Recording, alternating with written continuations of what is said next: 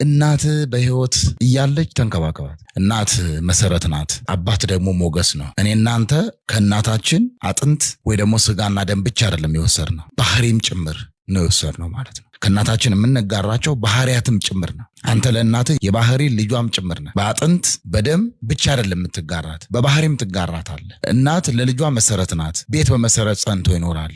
ልጅም በእናቱ መሰረትነት ሁልጊዜ ጸንቶ ይኖራል። እናት በነገራችን ላይ የምታበላ፣ የምታጠጣ፣ የምታለብስ ብቻ አይደለችም። እናት ህይወትም ጭምር ናት። እናት ያለችውና እናት የሌለችው ሰውን ብትመለከት እናት ያለችው ሰው ደስተኛ ነው። ምክንያቱ ምንድነው? ስለበላ ስለጠጣ ብቻ አይደለም። የእናትነት መዓዛዋ መድኃኒት ነው። እናት የሌለው ሰውስ ቢበላ ቢጠጣ ቢያጌጥ ቅር ይለዋል፣ ጉድለት ይሰማዋል፣ ቅሬታ ይሰማዋል፣ አንገቱን ሰብሮ ይሄዳል። ምክንያቱም የእናትነት መዓዛ ስለተለየው ነው። እናት በህይወት እያለች ተንከባከባት። ስትጠራ አቤት እማዬ ማለት አለብህ። ስትልክስ ወዴት እማዬ ማለት አለብህ።